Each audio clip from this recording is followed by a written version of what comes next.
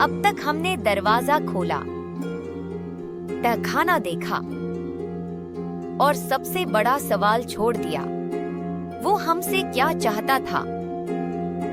तो चलिए आगे देखते हैं क्या होता है। मनु चिल्लाया, हम किसी अजनबी को यूं बाहर नहीं ले जा सकते, पता नहीं कौन है। वो आदमी धीमे थके स्वर में बोला, अगर मैं बुरा होता तो तुम दोनों यहाँ अब तक खड़े नहीं होते। वक्त स्थिर हो गया। उसका तर्क सही लगा। अगर वो हम पर हमला करना चाहता तो वो आवाज निकालते ही कुछ कर सकता था। मैंने मनु की तरफ देखा। उसने मजबूरी में सिर हिलाया।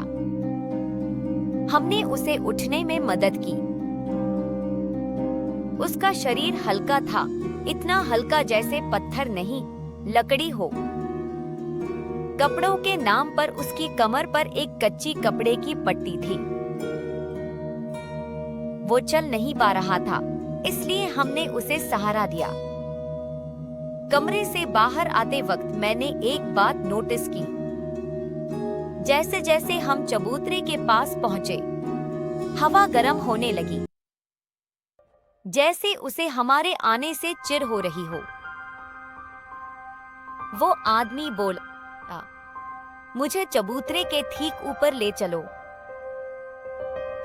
मनु फुसफुसाया, मुझे अच्छा नहीं लग रहा। मैंने कहा, हाँ? अब हम रास्ते के आधे पर हैं, पीछे नहीं मुड़ सकते। हमने उसे चबूतरे पर बैठाया।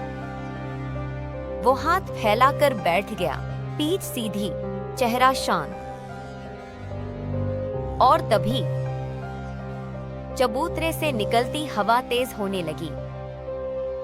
ऐसा लगा जैसे वो आदमी हवा को खींच रहा हो।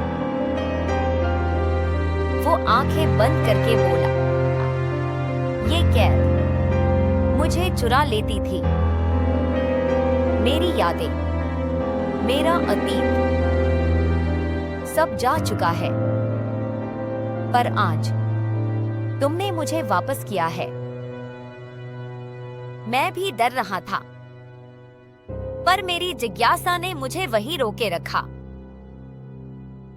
मनु डरकर पीछे गया। ये क्या कर रहा है? जादू? उसने धीरे धीरे अपनी हथेलियां जमीन पर रखी। हवा घूमने लगी, पर सिर्फ स्थान बदलते हुए, उड़ान नहीं।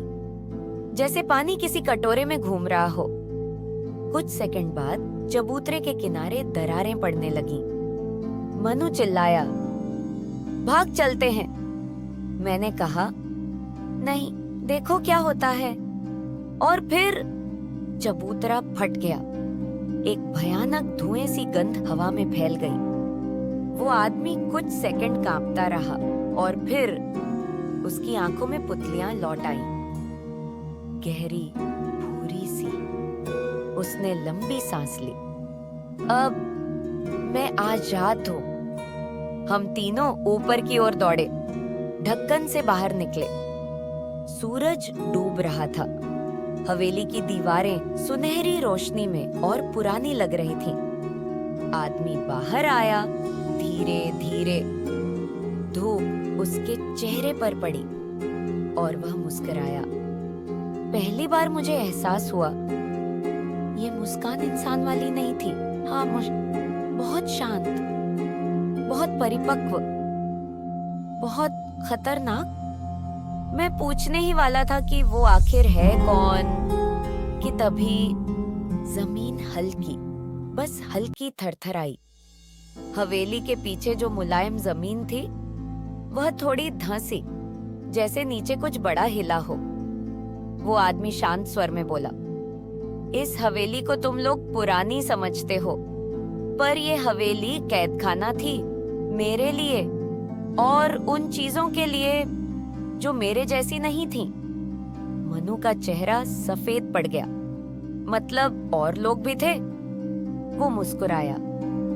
नहीं, लोग नहीं, हम कुछ और। मैंने पूछा, तुम कौन हो? उसने मुझे देखा, शायद पहली बार। उसकी आंखों में कोई विचित्र सी चमक थी। मैं वह हूँ जिसे हवा ने चुना था, या कह लो जिसे इंसानों ने समझ नहीं पाया और कैद कर दिया। और फिर उसने धीमे से कहा, अब तुमने मुझे मुक्त किया है, तो मेरा कर्तव्य है कि मैं तुम्हें सच बताऊं। उसने कहा, सैकड़ों साल पहले यहाँ पर साधारण लोग रहते थे, पर इनमें एक था जिसने हवा के रहस्य समझ लिए। हवा जब थमती है, जब चाल बदलती है, सबकी भाषा होती है। उसने ये भाषा सीख ली और उसका इस्तेमाल किया। मैंने पूछा, जैसे जादू? वह बोला, जैसा तुम कह लो, पर असल में यह कर्म जैसा था। हवा से आग्रह करना और हवा बदले में संकेत देना। मनु कांपते हुए बोला, फिर? पर उसकी शक्ति बढ़ती गई और लोग डरने लगे। उन्होंने कहा, ये आदमी इंसान नहीं रहा। मैंने पूछा, तो उन्होंने तुम्हें बंद कर दिया? वह गहरी सांस लेकर बोला, वे मुझे उस आदमी के रूप में पहचानते थे।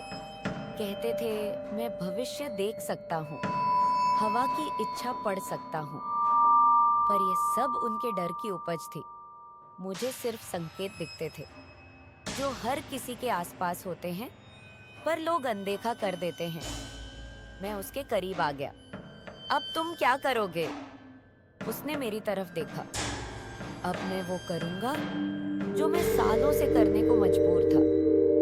हवा मुझे बताती है कि इस गांव में कुछ बहुत बुरा आने वाला है और तुम तीनों उसमें मुख्य भूमिका निभाओगे। तभी हवेली की पुरानी लकड़ी चीखी, खर्रर्रर्रक। गगन जो बाहर खड़ा इंतजार कर रहा था, डर के मारे बोला, अरे अंदर क्या हो रहा है? हम बाहर आए। हवेली पीछे से धसकने लगी थी, जैसे नीचे कुछ बड़ा हिल रहा हो।